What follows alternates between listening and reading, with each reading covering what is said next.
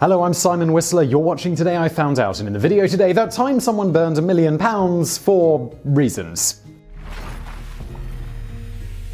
Beginning in 1987 under several different names, including the Justified Ancients of Moo Moo and the Time Lords, Bill Drummond and Jimmy Cauty produced a number of hit club music singles, including Doctoring the TARDIS. By 1991, as the KLF, Copyright Liberation Front, the two were one of Britain's best-selling music acts. Before retiring in 1992, the duo released a blueprint for producing a hit single. It was called The Manual: How to Have a #1 the Easy Way. This was released in 1988, and their guidance also provides insight into the mindset of the artists. And in this quote, I'm going to translate some of the British slang for you Americans watching. Firstly, you must be skint, which means broke, and on the dole, which is state benefits. Anybody with a proper job or tied up with full-time education will not have the time to devote to see it through. If you are already a musician, stop playing your instrument. Even better, sell the junk. Apparently, the advice was good, since subsequent bands, including Edelweiss, the Pipettes, and the Claxons, have all enjoyed success after reading the book.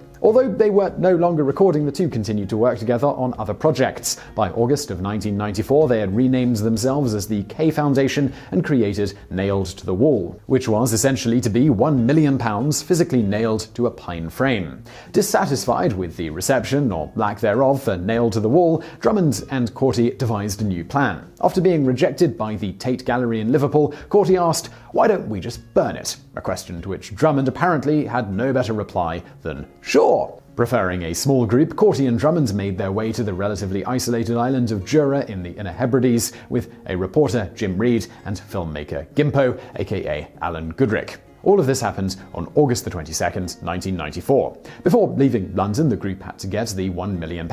Since you can't withdraw it from an ATM and no bank keeps that much handy in small bills, Drummond and Cauty had hired a security company named Rategale to arrange the money. Driving to an industrial area near Gatwick Airport, Cauty and Drummond entered a warehouse and came out a few minutes later with two security guards carrying suitcases. The troupe then drove south to the Red Hill Aerodrome, where they caught a plane to the islands. Staying in a hotel in Jura, the party went to check on the burn site earlier in the evening. This was an old boathouse Drummond and Cauty had previously used to burn a wicker man on Midsummer's Day in 1991. After returning to the hotel and intending to go to bed, shortly after midnight on August 23rd, 1994, Cauty and Drummond changed their minds and the group returned to the boathouse, where Reed later reported in The Observer that they did the following. Gimpo drags a piece of scaffolding into the boathouse with two triangular bits of cloth attached near the top of the pole. To these, Gimpo adds two survival flares. Below the two triangular cloths, Cauty is tying a large piece of aluminium survival blanket. The pole is hoisted up to the wooden drum, which is laid on its side, and the lights and flags flutter and blink over the stormy night. Inside the boathouse, Drummond is tying the two bags on the ropes. The bags are untied and open. Cauty hands a bundle of money to Drummond and lights them both. Drummond is standing to the left of the fireplace, throwing fresh bundles in. Cauty is to the right. According to Reed, all the money was destroyed after about 2 hours. Although Cauty had attempted to destroy all photographic and video evidence of the burning, Gimpo retained a copy and produced the film Watch the K Foundation Burn £1 Million. This was taken on a screening tour the next year.